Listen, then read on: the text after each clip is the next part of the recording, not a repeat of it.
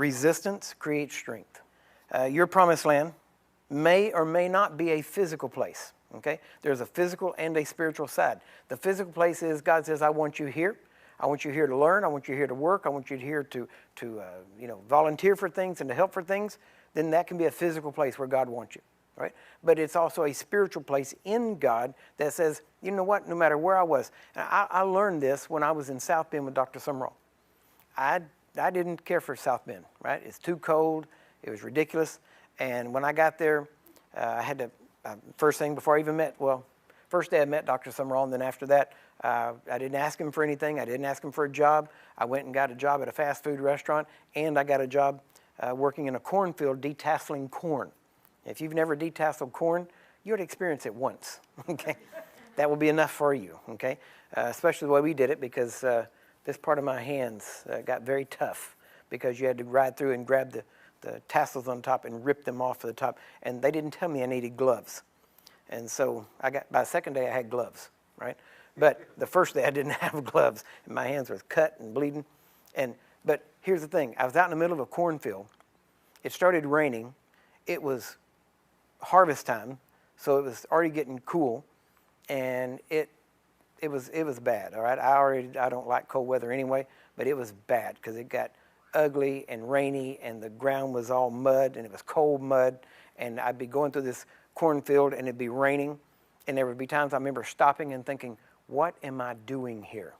You know, it is still 85 degrees in Texas. What am I doing here, right? But then I had to realize I was there to learn from Dr. Sumrall. And so I had to realize this weather, this situation I'm in, is not going to beat me and make me leave and not get what I came for. And so I stayed there, and I had to decide, and it was an epiphany moment for me, because I remember standing there soaking wet, cold, hands bleeding, and I'm standing there and I'm thinking, you know what? And I just took a deep breath, and I just relaxed, and I said, I am where I am. Even right now, I can't change that, because we were dropped off with a bus, and the bus didn't come back to the afternoon. So there was nothing I could do about it. Just go through it. And so all I did was I committed to ending, to finishing that day. And the next morning, I had to get back up and do it again, knowing where I was going to, but I had to say, I'm here for Dr. Sumrall. I'm here because I know God wants me to learn from him. And he didn't even know what I was doing. He had no clue that I was working 2 jobs and, freezing on one and burning up on the other one, because I was working in a kitchen at a restaurant. And so he didn't know anything. I didn't go to him well, just so you know what I've suffered for you. I didn't go to him telling him that stuff. Why? Because it wasn't his promised land. It was mine. You understand? And so we have to you can reach a place where you realize nothing is going to beat me or cause me to quit, because where I'm headed is more important than this moment, because this moment will pass.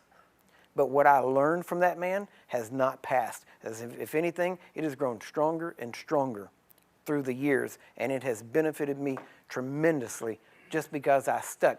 I knew a lot of other people that were there that disappeared. They left, they were there one day and gone the next. And it was amazing, because we were constantly having to make new friends because everybody was leaving. Why? Because he didn't dote over them. He didn't come over and go, how you doing? Everything okay? Is there anything I can do for you? No, you have to understand, we were the lesser, he was the greater. And because of that, see, we were there for him. He wasn't there for us, right? But we were gleaning from him, and I guarantee you, I got more from him than he got from me. Even though I served him physically on the telephone lines and volunteered for stuff and did everything I could, I still gained more than he gained from me.